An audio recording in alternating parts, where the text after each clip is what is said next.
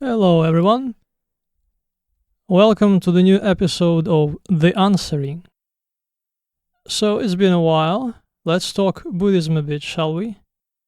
Please have a listen to Mr. Knechte here, dropping some Jesus bombs on Buddhists who are too lazy to move a muscle, having extinguished all desire. But when you study Buddhism, you will notice Siddhartha Gautama Buddha never once talked about God. And Siddhartha Gautama Buddha talked about nirvana after living a life where you learn to work off your karma by following the noble path. I have a ton of respect for Siddhartha Gautama Buddha.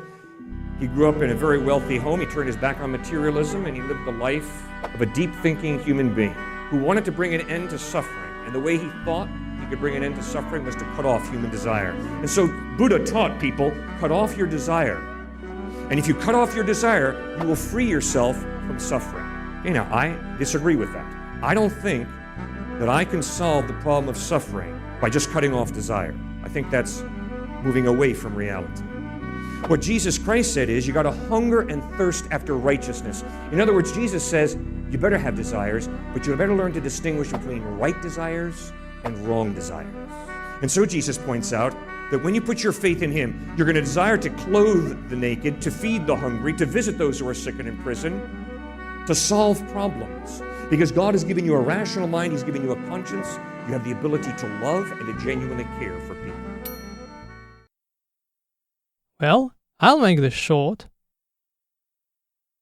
Wrong. Manipulative. In the end, a Christian apologist is a Christian apologist, I guess.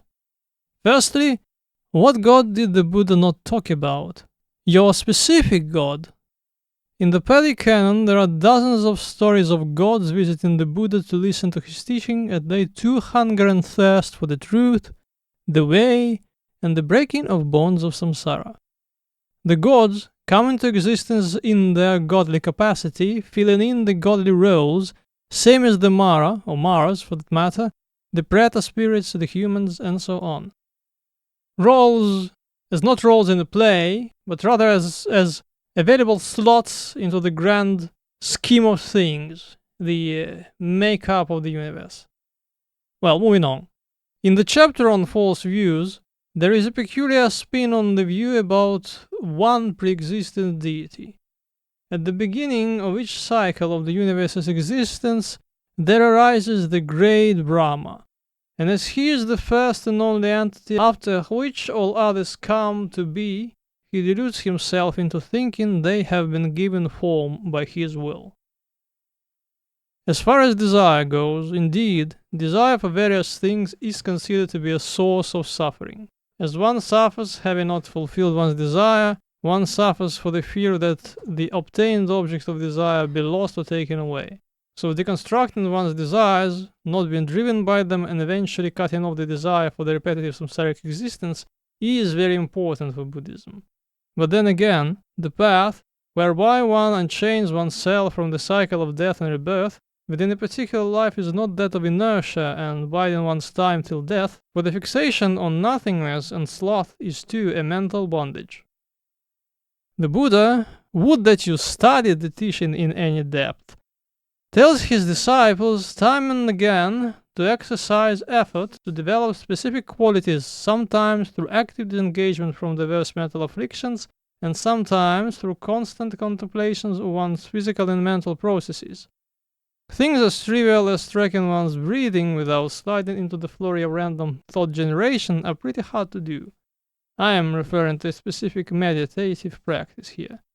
And had you cared to be honest about Buddhism, you would have noted that a constituent of the Noble Eightfold Path is right action. Also, there are thousands of lines focusing on what is right to do and what is not. Also, compassion is a major part of Buddhism. Read on loving kindness. Lastly, the Buddha's own final words were, all conditioned things are of a nature to decay. Strive on untiringly. To sum it up, the problem with Mr. Knechte, as it is with many an Abrahamic believer, is that he views everything through the lens of his theology, or rather his specific interpretation, and is unable to drop the framing of the dogma and see the world through the eyes of another.